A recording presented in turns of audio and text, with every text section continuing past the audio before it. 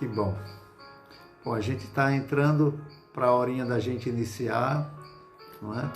Já estamos quase no momento. A gente dá aqueles 5 minutinhos. Ah, que você também está aí? Júlia está aí na Inglaterra. Então vocês se comuniquem. Carla, com Júlia Galamba aí. Ai, que ótimo. Maria Clara, tudo bom, Maria? Tá gelado, né? Seja bem-vinda, Maria Clara. Um abraço grande. Vocês vão amar o tema de hoje. Meu querido aluno, meu atleta de vôlei, Francisco de Assis. Yasmin Baraúna, boa noite. Seja bem-vinda. Boa noite, Maria Clara.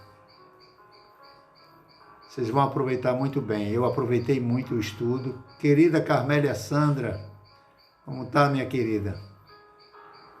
Esse tema que vocês passaram me fez estudar bastante. Isso, Galamba Fiat Pinheiro. Exatamente. Oi, Dora. Estou já indo por aí, viu, Dora? Um abraço.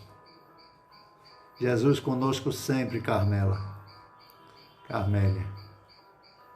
Um grande abraço e vamos iniciar o nosso trabalho propriamente dito, né? Apesar de nós já termos iniciado. Alfredão, dá um abraço na tua mãe. Vamos vibrar pelo teu irmão Anthony, por toda a família.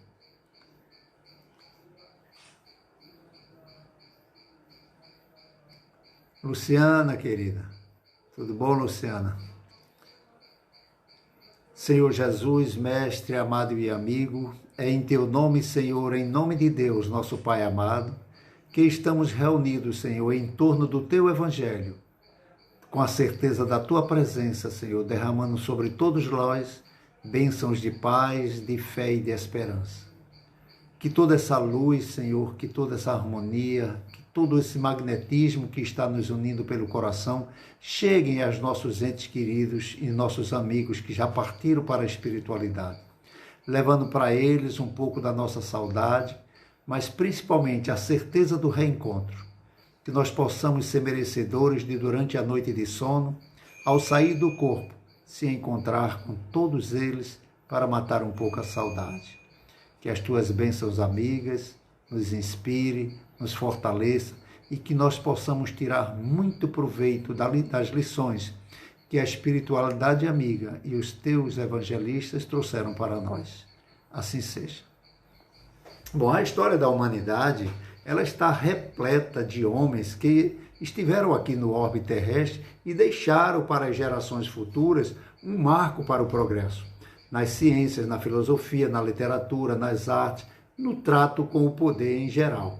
Mas tiveram aqueles que, mesmo sabendo das suas limitações, dos seus compromissos kármicos com o passado, reencarnaram felizes, por saberem que seriam contemporâneos de Jesus. Alguns enfrentariam a cegueira, outros a lepra, a paralisia, e uma grande maioria tinha uma possibilidade muito grande, pelo egoísmo, de se perder no poder temporal. Sabiam que seriam escorraçados da sociedade, abandonados pelos familiares e amigos, pelos que desfrutaram dos seus dias felizes antes da provação chegar. Mas mesmo assim mergulharam na carne felizes, porque seriam contemporâneos de Jesus. E entre tantos esses, que sabiam que seria talvez a sua derradeira oportunidade de se redimir em definitivo com as leis cósmicas do amor que estão inseridas em nossas consciências, existia um que, após ter falido no poder das religiões, retorna mais uma vez como sacerdote, Simeão. Simeão iria assumir com muita cautela uma cadeira no Sinédrio. Retornando muito bem assessorado e feliz, pois ele tinha uma promessa de que teria um mínimo contato com o Messias, daí a sua eterna felicidade. Vendo o seu corpo consumido pelo amigo tempo, escarnecido pelo trabalho incessante à espera deste dia, eis que recebe a visita de José e Maria. Sem hesitar, ele toma a criancinha em seus braços, é tomado pelas lembranças dos profetas e sofre uma grande emoção. Acabara de colocar nos braços o Salvador do mundo, o governador do orbe terrestre. Totalmente tomado de um sentimento inexplicado, Simeão, com a experiência adquirida pela dor, suportada com muita resignação, adverte Maria. Maria, esta criança será responsável pela queda dos equivocados. Ela será portadora do clarão da verdade e do sol do amor incondicional que rompe todas as inconveniências humanas. Ela voará por cima de todos os preceitos humanos. Maria recolhe aquelas lições porque da boca de Simeão era potencializada pela presença daqueles que o acompanhavam nesta missão de governador do planeta da Terra. E diz mais, Maria, guarda no teu coração as orientações, porque nos momentos de maior angústia, elas servirão de refrigério para a tua alma de mãe. Mas Simeão, como que tomado de êxtase, afasta-se com a criança nos braços e derrama sobre ela as suas próprias angústias. Conversa com ela, sabendo que aquele espírito era o mais sublime que já havia passado pela terra. Abre o seu coração, esperando apenas a compreensão do Senhor da vida. E no seu desabafo, Simeão diz, Senhor, tu poderias ter escolhido um berço mais nobre, tu ter nascido no lar dos reis. Não lhe faltaria um castelo para te acolher, mas tu escolhesse a humilde manjedoura, a casa de um carpinteiro. Como esperas, Senhor? Como esperas, com tão poucos recursos, edificar o reino de Deus entre nós? Nada tens, nem poder, nem projeção política. Os tempos estão muito tormentosos, Senhor. Da opressão romana à ânsia de libertação do povo judeu. Onde pretendes começar a tua edificação, mestre, neste momento? Simeão, sentindo-se envolvido pelos benfeitores espirituais que o cercavam, aquele diálogo, com a máxima de atenção, vê que as mãozinhas da criança toca-lhe o peito, como se Jesus estivesse afirmando que a construção ao qual ele se referiu se daria primeiro no coração das criaturas humanas. Tocado pelas lembranças que lhe fluíam na mente, lembranças de diálogos preciosos que tivera antes de reencarnar, Simeão volta e se coloca ao lado de José e Maria e profere as sublimes palavras registradas no Evangelho de Mateus, no capítulo 2, versículo 28 a 34. Ó Senhor, despede em paz o teu servo, porque os meus olhos viram a salvação. Pouco tempo depois, Simeão retorna à pátria espiritual e o Cristo inicia a sua romaria pela terra. Nos anos 30, na Galileia, terra que passa todo tipo de gente, de nacionalidade, de idiomas, apesar das diferenças, havia algo em comum entre elas. Iam atrás das ofertas que o comércio abundante oferecia, mas buscavam, principalmente, os favores do Império Romano, que abria suas portas para todo tipo de corações, sem nenhum controle, sem nenhum critério. Uns vendiam, outros trocavam, outros compravam. Não havia limites para as festividades nas ruas nesses dias. No entanto, o povo hebreu vivia uma grande opressão, uma opressão gigantesca, não apenas pelos impostos altos, mas também pela política reinante. A maior opressão dos hebreus era a pressão religiosa, porque Roma estabelecera que César era um deus e deveria ser adorado como o maior de todos. Eles não suportavam ter que se curvarem diante da estátua de César e adorar um homem, porque sabiam que as criaturas humanas, por mais notáveis que fossem, não passariam de criaturas humanas, com todas as suas fragilidades. Roma pregava que César estabeleceria a paz e a justiça social entre todos os povos. Mas alguns homens, calejados pelas sucessivas experiências na dor, sabiam que nenhum homem seria capaz, com as suas instituições, a lei falha, estabelecer essas promessas. Acreditavam que só Deus o poderia. Ele, que é a suprema bondade, a suprema inteligência, poderia trazer esta felicidade para todos que ansiosamente almejavam. E Jesus inicia o seu projeto libertador exatamente neste clima, em que os homens, muitos deles, se achavam o próprio Deus.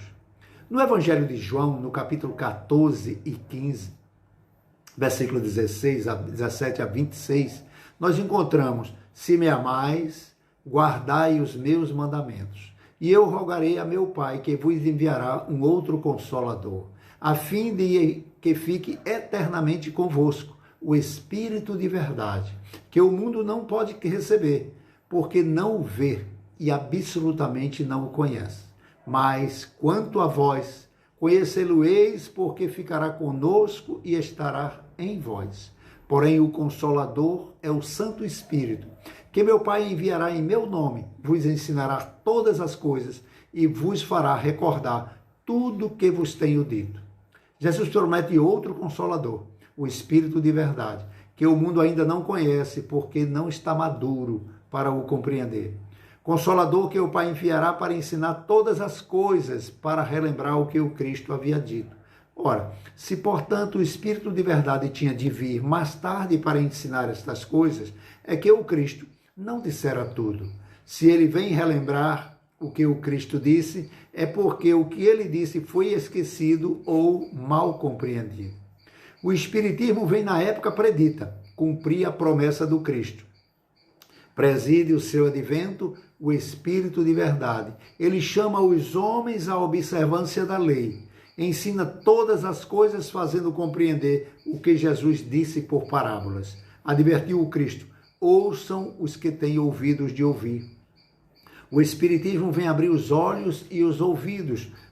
Portanto, se fala sem figuras, sem alegorias, levanta o véu intencionalmente, lançando sobre certos mistérios, vem finalmente trazer a consolação suprema sobre os desertos da terra, os abandonados, os aflitos e a todos os que sofrem, atribuindo causa justa e um fim útil a todas as dores.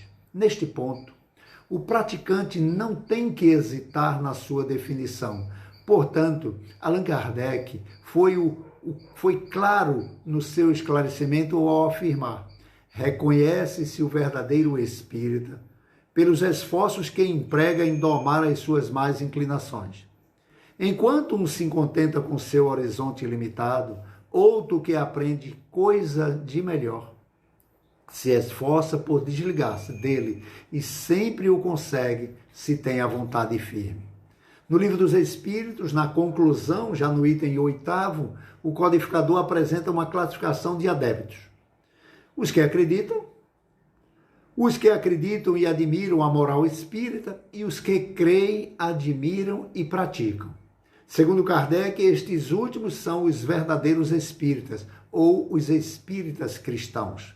Para ser espírita não precisa ser perfeito, a perfeição virá com a prática.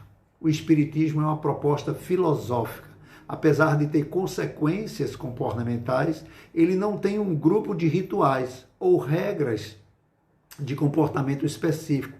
Como proposta filosófica, é uma forma de pensar, uma forma de ver o mundo, uma forma de analisar a nossa realidade e partir para conhecer os princípios básicos da doutrina.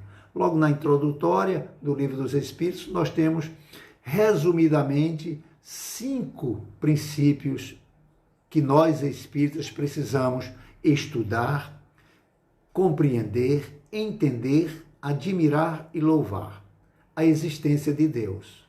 A doutrina espírita traz Deus como um Pai amoroso, bom e justo, e que jamais fechará as portas para um filho arrependido. Trata da imortalidade da alma. Deus nos criou para a eternidade, simples e ignorantes, e com o passar dos séculos, mergulhando na carne, mergulhando no mundo espiritual. O mesmo espírito vai evoluindo, adquirindo controle sobre suas imperfeições e adquirindo e colocando em prática suas virtudes. Nós tratamos na doutrina dos espíritos a pluralidade dos mundos habitados. Essa imensidão, esses bilhões e trilhões de planetas não estão aí apenas para enfeitar o orbe terrestre. Existem espíritos de todas as categorias e classes neles habitando, em forma material e em forma espiritual. E a permissão que nós recebemos de Deus de se comunicar com os mortos. Nós somos espíritos, eles são espíritos. Pergunta o senhor Allan Kardec, quem são os espíritos? As almas dos homens que viviam na Terra. Então nós somos também espíritos, podemos nos comunicar como estamos fazendo agora, através de sentimento, através de nossas emoções, do nosso desejo firme de um sentir o outro. Logo, o verdadeiro espírita é aquele que aceita os princípios básicos da doutrina espírita, desenvolve sua fé pela observação dos fatos e encara a razão em qualquer época da humanidade. Nós já tivemos centenas e milhares de encarnações, já tivemos o poder na mão, já tivemos a miséria na mão, já enfrentamos lutas contra as nossas quedas morais e estamos agora com esse Consolador, adquirindo conhecimento e força para não cairmos mais uma vez. O nosso querido Divaldo Pereira Franco, o grande orador mundialmente conhecido baiano, que tem a sua mentora Joana de Andes, ele conta uma experiência que teve na sua vida como médium e que até hoje o deixa encantado com os benefícios do Evangelho de Jesus, como o bálsamo das feridas que abriram em nossos corações pela falta do conhecimento espírita e que serve como demonstração dos princípios básicos da doutrina espírita. Narra Divaldo que um dos seus filhos adotivos, que ele tem mais de 600 filhos adotivos, em plena adolescência o procura e diz: tio, eu estou com medo de dormir. Por quê, meu filho? Ele diz: porque nessa noite anterior, um homem tentou me matar. Ele segurou no meu pescoço, com muita fúria, eu me debati como um louco e acordei totalmente coberto de suor. Divaldo diz: bem, eu vou ter que viajar amanhã, mas procure seu irmão que é médico. Ele vai ouvir a sua história e se ele recomendar um psiquiatra, faça tudo o que ele mandar, que eu vou me comunicando com vocês. Porque nós não podemos descuidar da ciência. A ciência anda lado a lado com a religião, porque um apoia o outro. Então, durante a viagem, Divaldo, que custaria 45 dias, vai ligando para o filho, que é médico, e sabendo que ele foi internado. E começou a saber o motivo, é porque ele estava com ideias suicidas. Na primeira visita de Divaldo, na volta da viagem à clínica, ele percebe um espírito ao lado do filho, com bastante ódio. E ele voltou para casa, entrou em prece, era dia de reuniões mediúnicas, ele entra em transe e grava, porque as reuniões de Divaldo eram todas gravadas para depois serem colocadas em livros e em áudios. Então ele grava a doutrinação e entende o que se passa com seu filho. O espírito que vem se comunicar, ele disse que vivia financeiramente bem com a esposa e um filho, e que certa noite, ao se deitar, sentiu dois joelhos, duas pernas fortes prendendo seus braços e um travesseiro lhe sufocando. Alguém segurava na sua perna e dizia: mate esse miserável, mate esse miserável. A aflição o desesperou pela falta de ar. Quando tudo escureceu, despertou sem saber o que ocorria, ouvia gritos: foram eles que lhe mataram, você está morto. Quando eu soube que estava morto, aí é que eu enlouqueci mesmo, tudo se apagou, eu saí desesperado. Mas quando eles conseguiram me dizer que quem tinha tirado a minha vida tinha sido minha esposa e meu filho, eu fui tomado de um ódio que eu não consigo explicar de onde veio. E os espíritos que queriam vê-lo sofrer começaram a dizer: procure, se vingue, não deixe por menos. Depois de muito tempo perambulando pelas ruas da vida, ele se sente atraído por uma mulher que ia andando na calçada. Ele não não sabe o porquê, mas parecia um imã puxando uma limalha de ferro. E ele vai atrás, não se demorou para que os espíritos dissessem para ele, foi ela que tirou a sua vida. Ele, cego pelo desejo de vingança, persegue, mas não sabe como poderia se vingar dela. Tudo que ele tentava fazer não conseguia, até que ensinaram a ele que ele poderia esperar ela sair do corpo na noite de sono. E ele fez isso sistematicamente. Quando ela saía do corpo, ele aparecia para ela. Ela via aquele que ele tinha tirado a vida e voltava em pânico para o corpo. E ele fez isso durante muito e muito tempo. Até porque, com a consciência dela culpada, ela cada vez mais se punia mais. Achava que o demônio estava querendo que ela fosse punida. Então ela foi definhando, foi enlouquecendo, perdendo a sanidade e foi internada no manicômio judiciário como esquizofrênica. Algum tempo depois, um psicopata a violentou e ela teve um filho que foi jogado fora. Não sabe o que aconteceu. Algo de estranho eu senti.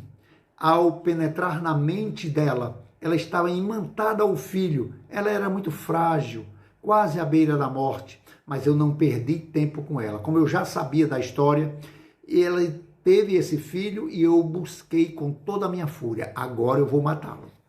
Vou fazê-lo pular do quarto andar da clínica, porque todas as vezes que ele ia sair do corpo, eu lhe aparecia com meu todo ódio, deixando frente a frente. Antes eu não sabia quem era. Agora eu tenho certeza e sei como fazer. O doutrinador, que era um hábil estudioso do Evangelho de Jesus, ouviu atentamente e disse, meu irmão, você tem toda razão. Você é perverso porque foi vítima. Talvez eu agisse da mesma forma, mas o que eu quero lhe dizer é que já se passaram 70 anos. 70 anos. Quanto tempo você sofre sem ter feito absolutamente nada de errado? E acha que não está na hora de ser feliz?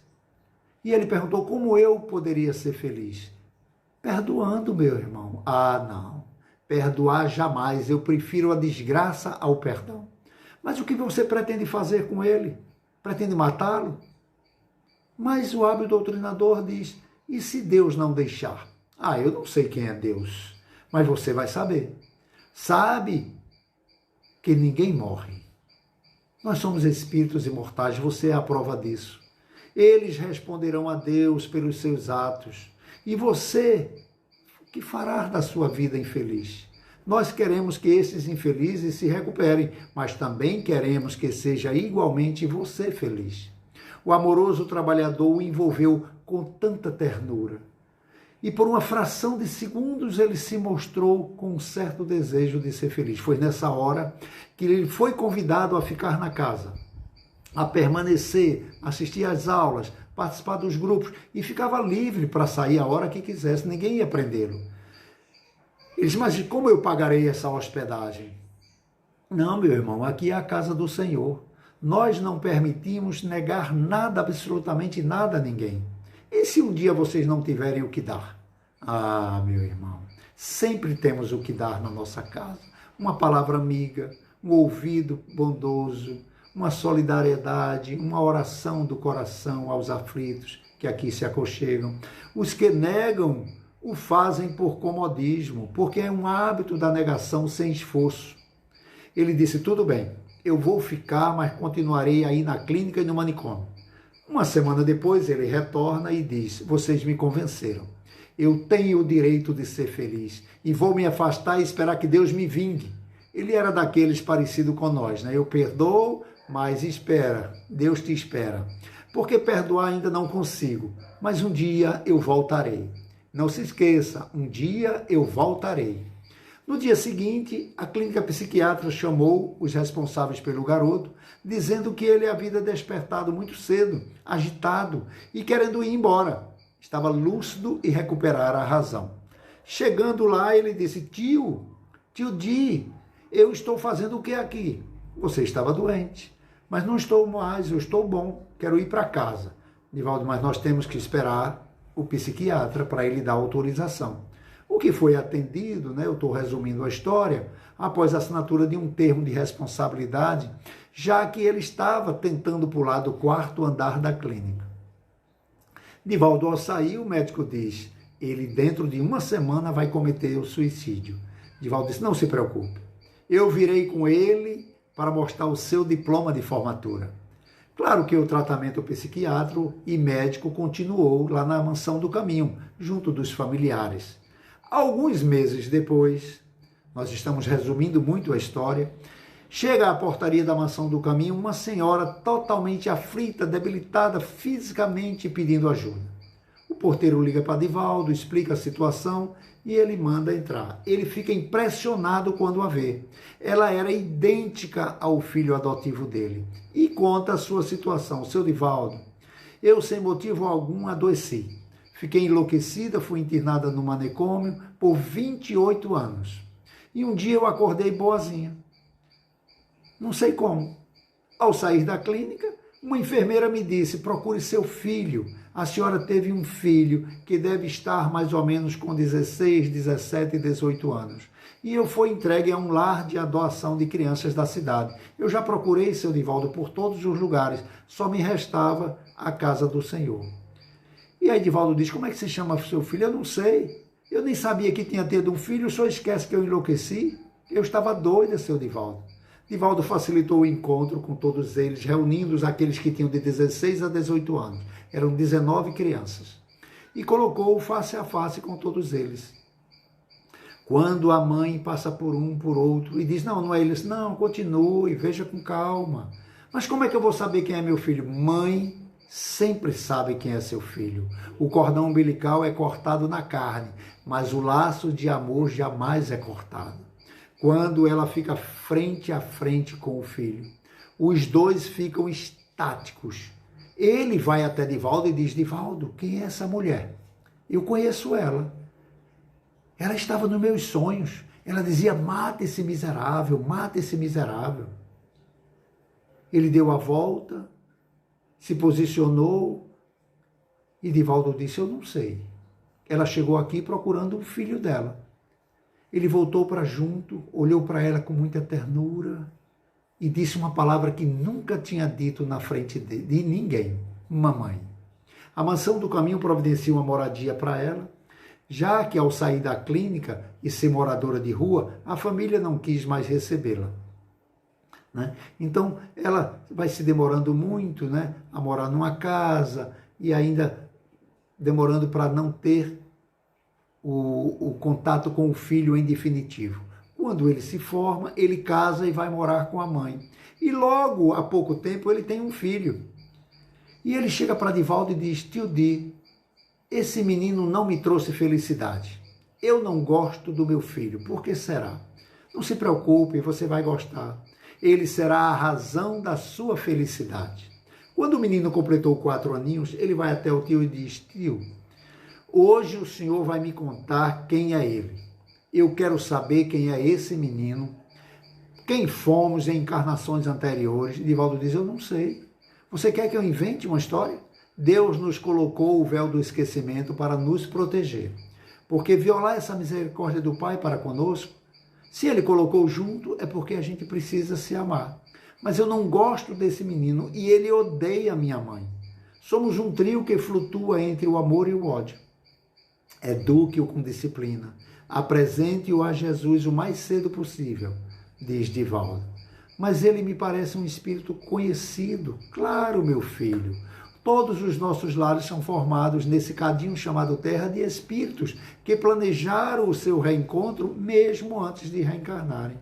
Não nos é dado saber quem é o algoz e quem é a vítima, porque somos todos devedores com os débitos adquiridos ao longo das existências. Um dia Divaldo passa na escola e o garotinho de 4 aninhos vem até ele, se aconchega em seu colo e diz, vô, eu me lembro que uma vez eu estava no escuro e falei pela boca de tio Nilson para o senhor. Lembra? Lembro. Pois é, eu não disse, eu voltei. Voltou. Voltou e agora deve ser um bom filho, obedecer a seus pais, cuidar da sua avó, que já está bem idosa, mas ela é má, né, vô? Não, Ela não é má, não. Ela é uma bruxinha, mas você vai gostar dela. Mas Deus nos traz sempre de volta para a gente aprender a amar todos eles.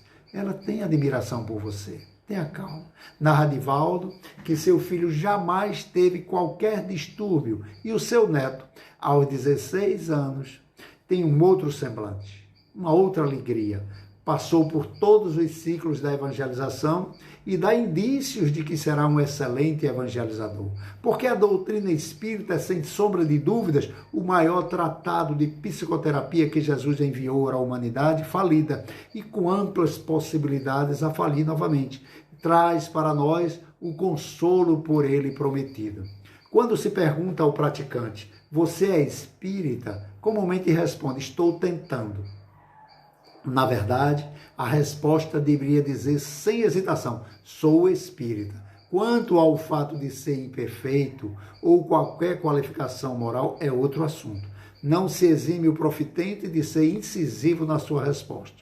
Na pergunta 909 do Livro dos Espíritos, o Senhor Kardec diz, é possível ao homem, pelos seus próprios esforços, vencer as suas más inclinações?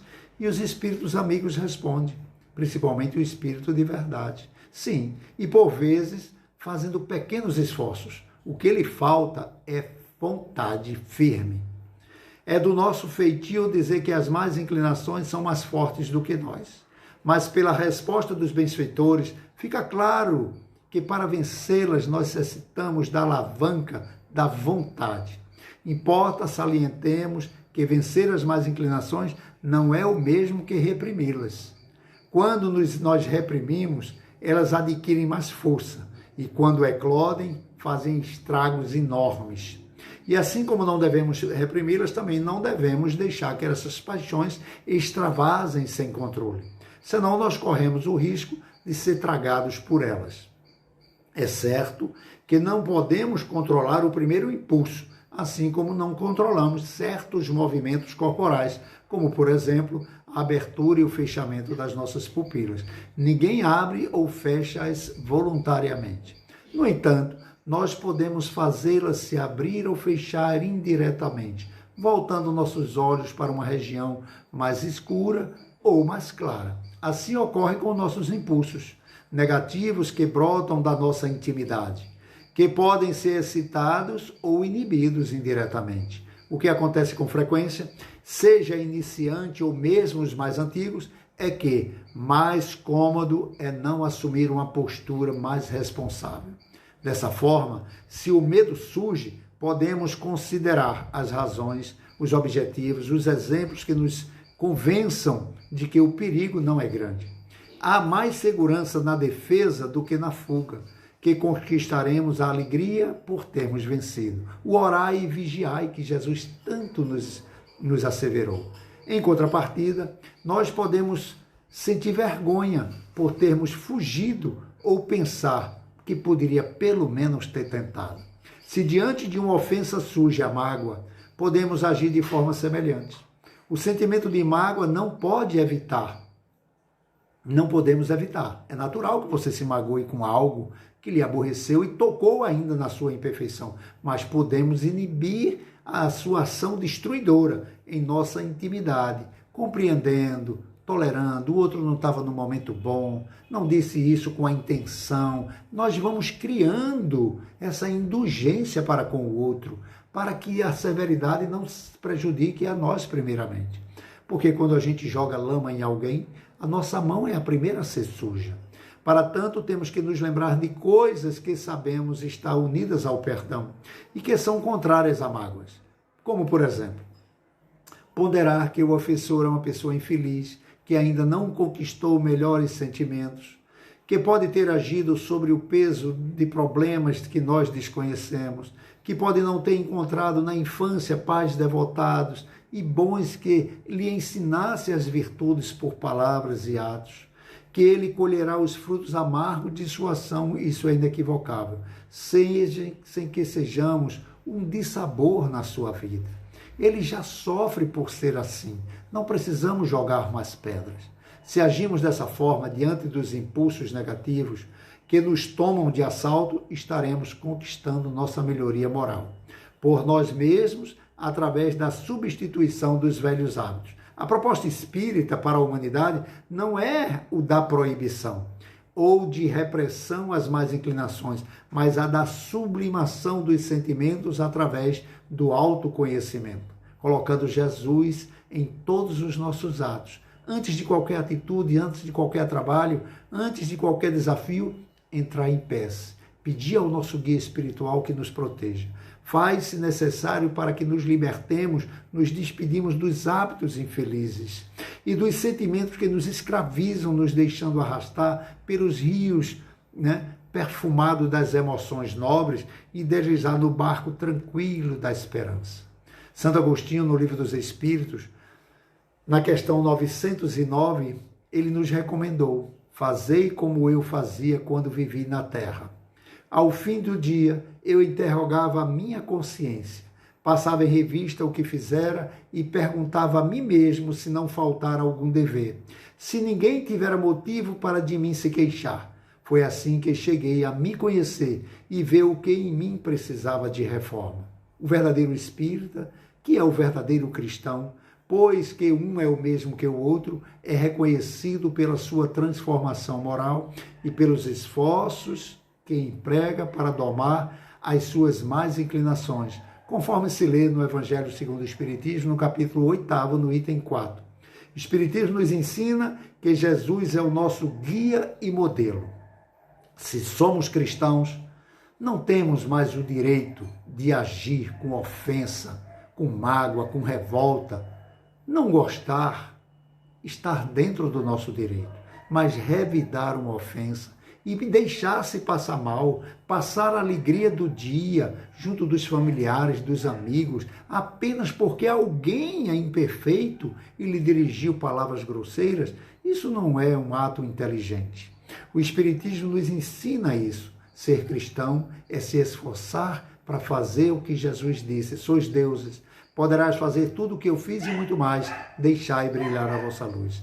Porque na palavra do venerando feitor Bezerra de Menezes, Jesus é mais do que um símbolo, é uma realidade na nossa existência. Não é apenas um ser que transitou pela manjedoura, da manjedoura até a cruz, mas o exemplo cuja vida se transformou num evangelho de feitos chamados para nós.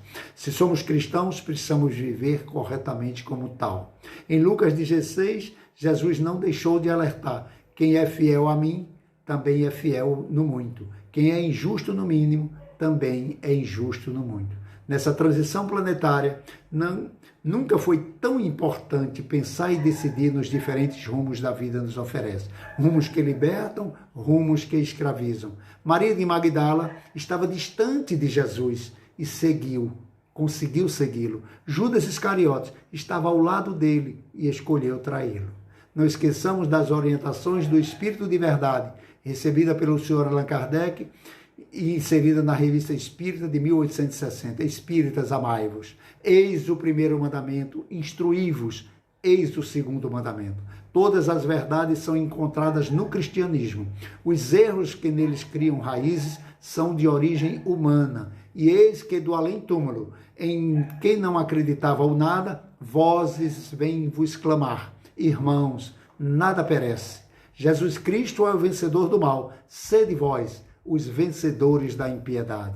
Porque o Espiritismo é uma luz gloriosa, divina e forte, que clareia por toda a vida, ilumina além da morte. É uma árvore verde farta, nos caminhos da esperança, toda aberta em flor e fruto de verdade e de bonança. É uma fonte generosa de compreensão compassiva, derramando por toda parte o conforto da água viva. É a claridade bendita do bem que aniquila o mal. É o chamamento sublime da vida espiritual. É o templo da caridade em que a virtude oficia e onde a bênção de bondade é flor de eterna alegria. Se buscas o Espiritismo, norteia-te em tua luz. Espiritismo é a escola e o mestre amado é Jesus. Que Jesus continue derramando sobre todos nós as suas bênçãos de paz, de fé e de esperança. Que nós continuemos orando um pelos outros, Somos espíritos falidos, com muita tendência a falir mais uma vez, mas se juntando como um feixe de varas. As bênçãos do Senhor nos dará a força para que a gente continue carregando a nossa cruz com alegria e gratidão, dizendo sempre, graças a Deus, Senhor. Graças a Deus eu te dou por tudo que fizeste, por tudo que faz. Um beijo grande, um grande abraço. Muita paz.